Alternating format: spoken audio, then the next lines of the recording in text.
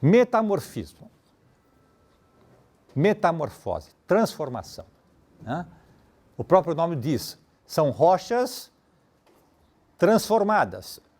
Né? Transformadas por conta dos processos geológicos. Né? Quais são os grandes processos geológicos? Tectônica de placas, vulcanismo, né? Terremotos. O tipo de metamorfismo, o mais, vamos dizer assim, abrangente, né? E, portanto, o mais comum, mais estudado, é aquele que tem alcance regional. Né? Aqui ocorre compressão, calor associado e ação de fluidos. As rochas se transformam, né? Seja em nível superficial da crosta, em nível intermediário, seja em nível profundo da crosta. Né? O metamorfismo gera novos produtos geológicos, novas rochas, né? Por conta de pressão, temperatura e calor. E esses processos atingem a crosta, seja a crosta rasa, intermediária ou profunda, né? E isso então nos permite classificar as rochas, aquelas superficiais com intensidade baixa de metamorfismo, as rochas intermediárias com intensidade intermediária e, finalmente, as rochas mais profundas, que têm uma mineralogia associada a alta temperatura. São rochas metamórficas de alto grau. Nós podemos também caracterizar a mineralogia, os conteúdos, os constituintes minerais desta rocha.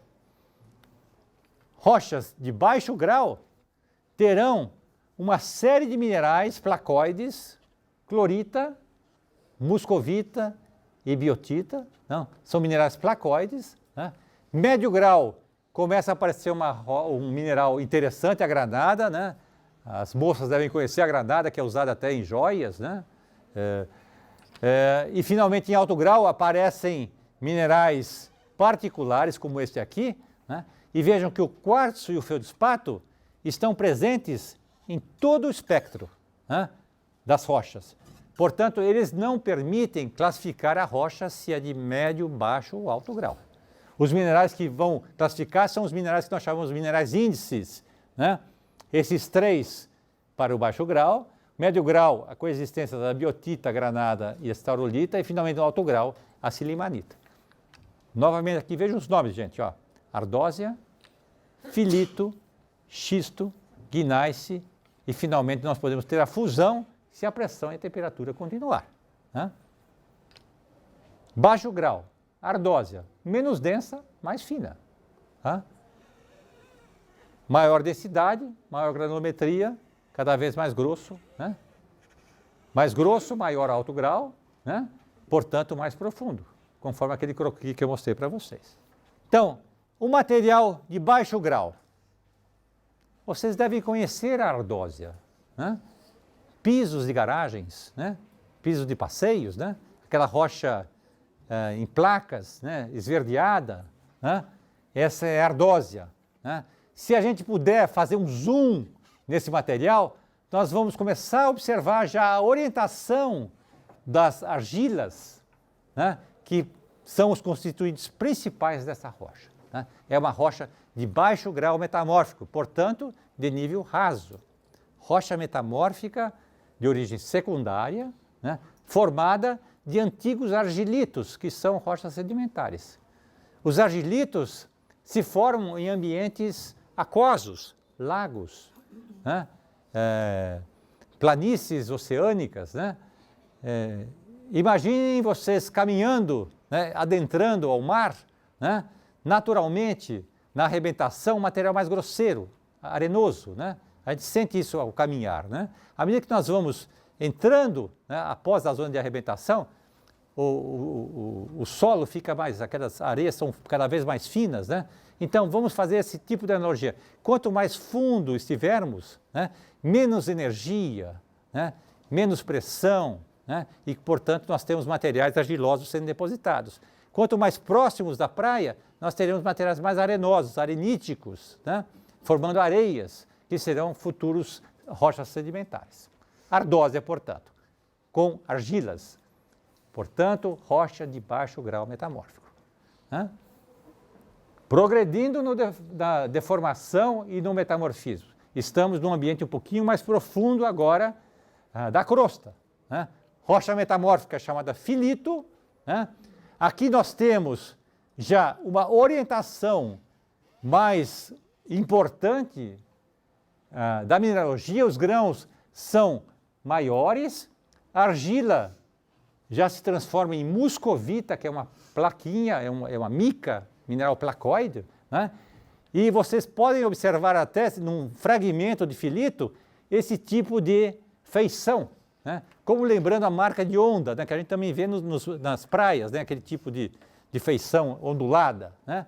É a característica própria dos filitos, né? É uma rocha, então, ainda frágil, né? Ela se quebra facilmente, né?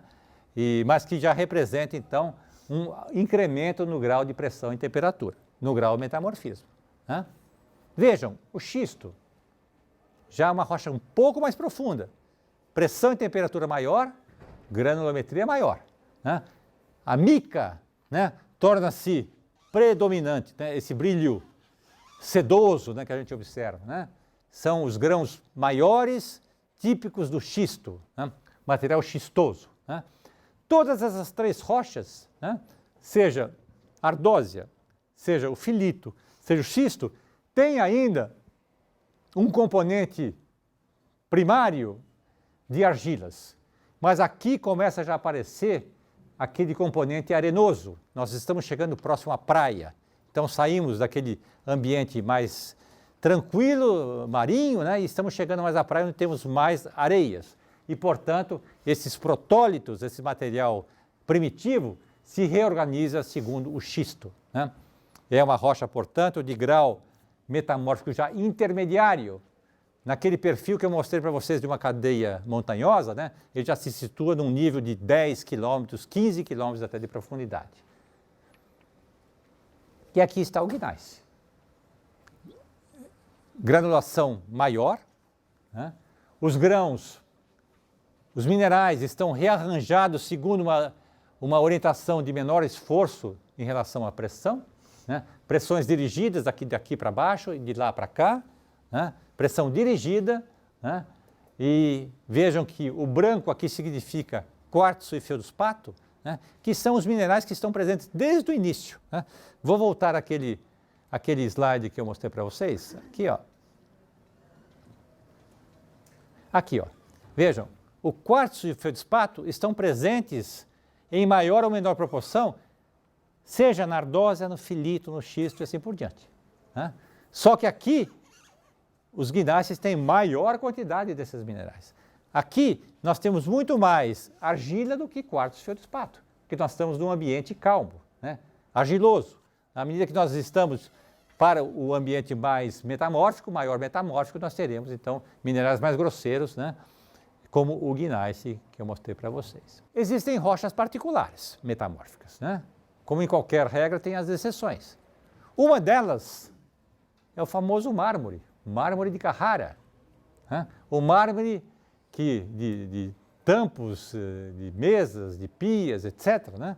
É uma rocha particular porque ela só contém um mineral, carbonato de cálcio recristalizado, tá? E esta, então, mineral, não sei se vocês já conheceram, o mineral chamado calcita, né? É um mineral que efervesce, né? Carbonato de cálcio, né? A presença de HCl, né? E essa rocha recristalizada cria o mármore, né? Que tem uma competência, né? Uma dureza muito interessante que permite, então, modelar, né? Pietà e outras estátuas, né? São deste material natural que é o mármore, né? Os mármores, então, são antigas, vamos dizer assim, rochas lacustres ou de grande profundidade marinha, né? Ou seja, ambiente muito calmo, de precipitação química, né? Precipitando carbonato de cálcio, né? E esse material, então, eventualmente chega a regiões de alta pressão e temperatura por conta da tectônica de placas, né? E criamos, então, o mármore, né? Quero também, nesta aula, mostrar um pouco para vocês outras consequências do metamorfismo. Quer dizer, o metamorfismo induzido pela tectônica de placas não só transforma as rochas, né, como eu disse para vocês, filitos, xistos, gneiss, mas também essas transformações são acompanhadas por deformações, dobras, por rupturas, falhas, né? E com isso nós temos a formação de relevo. Ondulações, deformações e rupturas, movimentando verticalmente ou lateralmente as rochas, vão criar o relevo, vão formar as montanhas. Então, onde nós temos rochas metamórficas, nós temos também estruturas, como aquele belo slide que eu mostrei para vocês, aquela grande deformação, né? São, então, decorrência, novamente, de processos de tectônica de placas, como nas ilhas do Japão, Alpes, Himalaia e assim por diante, né? Vejam, deformações gigantescas, né? Isso tem escala continental, né? Para que a gente tenha deformações desse porte, né, nós estamos falando de escala global, né? Então é a tectônica global, a tectônica de placas que vai deformar as rochas, né? Se eu chegar aqui, escalar essa montanha e olhar os materiais aqui, eu vou ver filitos, vou ver xistos, vou ver gneisses, né? Posso ver metamorfismo de contato, ou regional, ou cataclástico, né? Vou poder reconhecer os minerais índices, clorita, o quartzo, o feldespato, né? É assim que a gente vai classificar, então, essa região em termos de grau de metamorfismo e saber, ok, o grau de metamorfismo está caindo para cá, então aqui é o nível mais raso da crosta pretérita, para cá é o nível mais profundo. Eu vou conseguir reconhecer qual era o ambiente passado desta região. Eu vou datar esses materiais para saber a idade desses materiais, né? E com isso, então, reconhecer qual era a estrutura passada desta região, né? Nós teremos, então, rochas falhadas, dobradas, né? Muitas vezes um material sobre o outro, a pressão é tal que esse grupo sobre esse, isso aí cria uma complexidade para a gente entender qual é a estrutura original das camadas, né? Muitas vezes eu consigo encontrar fósseis aqui e com isso os fósseis me dizem qual é a cronologia desse ambiente. Então são as evidências que a gente utiliza para recuperar a história terrestre, né? Nós podemos, inclusive, trabalhar de maneira geométrica. Os elementos geométricos dessas deformações, dessas estruturas, nos permitem, através de diagramas, recuperar qual era a direção da camada, o mergulho dessa camada, e com isso nós vamos trabalhar com várias regiões, mesmo que não sejam contínuas, e com isso criar um cenário na escala regional para poder entender melhor aquele terreno, né? Então, eu vou geometricamente classificar esse tipo de deformação, nós podemos recuperar eixos das deformações, denominá-los, né, e saber quem é o mais antigo e quem é o mais novo, né? Se isto aqui é o mais novo, está mais raso, aqui eu teria os filitos, aqui eu teria os gneisses. Mesmo que isto aqui esteja raspado, né, eu vou reconhecer as estruturas e com isso recuperar, vamos dizer assim, a história desta região, tá? Vou reconhecer as fraturas, que são as rupturas, né? Como aqui nesta região, nessa bonita imagem, né? Vou reconhecer blocos que se deslocaram, né? Como aqui, ou como esse caso, né? Isso é extremamente importante, porque pode eventualmente, por exemplo, essa camadinha aqui, vamos supor que tenha um recurso mineral, né? Ela está deslocada, eu reconhecendo essa estrutura, eu vou poder explorar essa camada aqui e depois saber onde está a continuidade dela nesta outra região, né? Esse é um caso curioso, né? Porque é o caso de Salvador. Cidade alta, cidade baixa. Elevador Lacerda está exatamente na escarpa dessa falha, né? Então são feições curiosas, né, que são estudadas, né, cientificamente. Um outro caso muito interessante, né, é o caso entre Serra da Mantiqueira, Campos de Jordão, né, Vale do Paraíba, Serra do Mar. é um bloco falhado também. Aqui corre a rodovia Dutra, né? E aqui está a Serra da Mantiqueira, a Serra do Mar, e aqui o nosso litoral, com a planície litorânea, nesta região. São antigas cordilheiras, aqui as rochas estão deformadas, né? Da maneira que eu já mostrei para vocês, né? Deformadas, falhadas, né? E aqui, nesses blocos abatidos, nós temos sedimentos. Isso é algo muito interessante, porque esses sedimentos, que são arenitos, contêm aqueles grãozinhos arredondados, né, com os espaços vazios, e aqui se obtém água. Né? É aqui que vem vários poços artesianos, é daqui que vem a água, boa parte das cidades aí que estão no Vale do Paraíba. Né? Então são elementos que a gente utiliza para fins aplicados, né, como este caso que eu mostrei para vocês. Né? Ou fins até turísticos, né? A parte superior ali nós temos Campos Jordão, por exemplo, Serra da Mantiqueira. Né? Então aqui está aquele desenho que eu comentei com vocês, né? Essas rupturas, né? Isso significa que esse bloco se separou e com isso se abate, né? E aqui nós temos então um vale, né, que eventualmente pode se abrir, né, para formar um oceano. Né? Esse é um caso particularmente interessante, né, porque aqui está a foto do Vale do Paraíba, Serra do Mar, blocos altos, bloco baixo. Né? Se esse processo progredisse, né, aqui nós teríamos o início de um oceano, né, o que não vai ser o caso, né? Não teremos um oceano nesse caso, mas teremos em outras regiões, nós temos a posição muito particular, aqui no leste africano, né, onde ficam os vulcões lá, Kilimanjaro e outros, isto aqui está se abrindo, daqui 40 milhões de anos, aqui nós teremos o fundo oceânico se abrindo aqui. Né? Outra situação curiosa é na Islândia, né, que nós estamos tendo aqui uma abertura, né, que é a cadeia mesoceânica, né, e que passa exatamente pelo centro da Islândia, né, que são os processos de separação continental que acontecem nesse momento. Né. Aqui está o vale do leste africano. Né. Enquanto isso aqui se abre, né, aqui no Mar Morto, por exemplo, né, está secando, isso aqui está subindo, e com isso nós temos o Mar Morto está morrendo de fato, né? E as águas estão extremamente salinas, né? E é usado até para aspecto turístico, né? Vejam aí, né? Tamanha quantidade de sal, né, que as pessoas não conseguem afundar, né? Olha a quantidade de sal sendo depositada, águas extremamente salinas nesta região do Mar Morto. Né?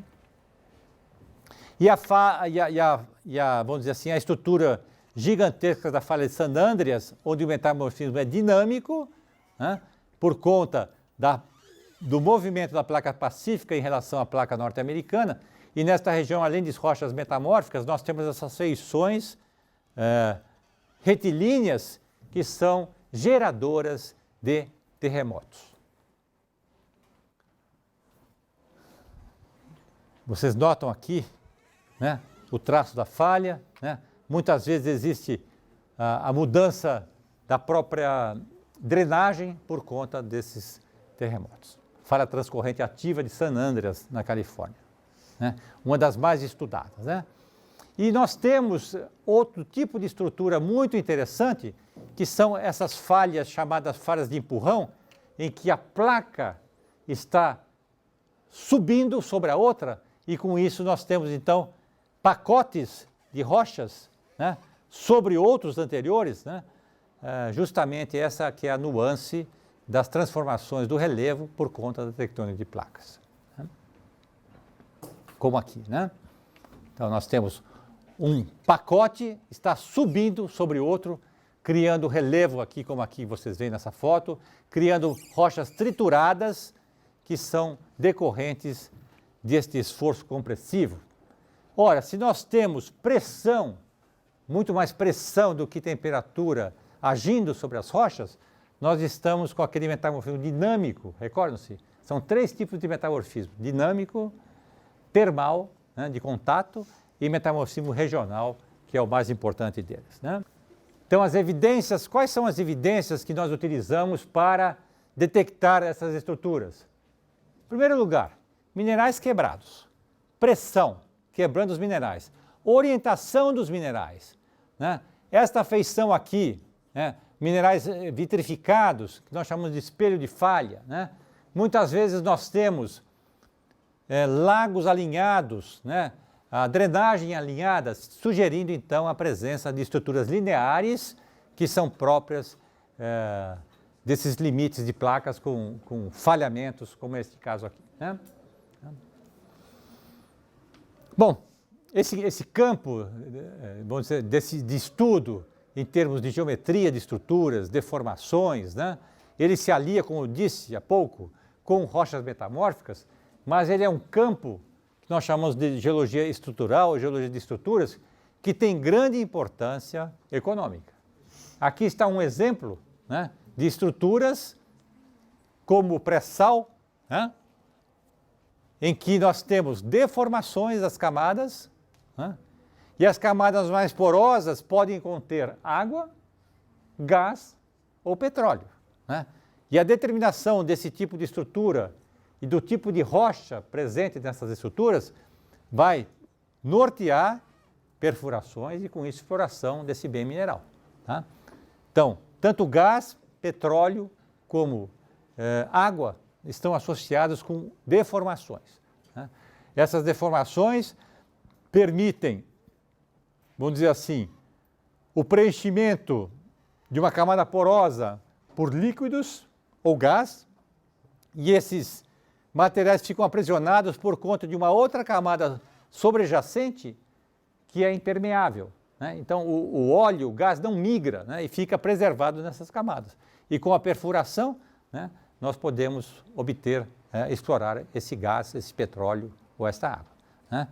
Para chegar a esse tipo de alvo, existe uma série de outras ferramentas, levantamento sísmico, a sísmica, as ondas sísmicas, vamos dizer se essas camadas contêm algum elemento diferente, né? Por exemplo, camadas aquosas, né, com muita água, existe refração das ondas sísmicas, né? Ou mesmo impedem a passagem das ondas sísmicas, e com isso nós podemos mapear em profundidade como é a estrutura e, portanto, aí nós vamos estudá-la, né? Nós vamos tentar imaginar o ambiente em que essas rochas se formaram, né? Nós vamos tentar observar as rochas para verificar essa questão, se a rocha é monominerálica, se tem um único mineral ou tem outros minerais, se as rochas exibem orientações que sejam de materiais finos ou mais grosseiros, né? E com isso nós vamos tentar chegar a uma classificação, né, em que nós vamos identificar qual é o arranjo dos minerais, qual é a mineralogia dessas rochas, né, qual é o nome da rocha, né, e qual é a rocha primária, a rocha parental, o protólito desse material. Eu dei alguns exemplos aqui. Por exemplo, as ardósias, os filitos, são rochas finas que provêm de argilitos, de argilas, né? Os xistos provêm de arenitos, né? Os guinaices podem prover de vários tipos de rocha, granítica ou outra, né? Nós vamos tentar chegar a um quadro desse tipo, em que nós vamos classificar a intensidade do metamorfismo, né, em termos de baixo grau, vai ser algo relativo que nós vamos fazer. Baixo grau, médio grau e alto grau. Baixo grau é ardósia, aquele material que eu mostrei para vocês.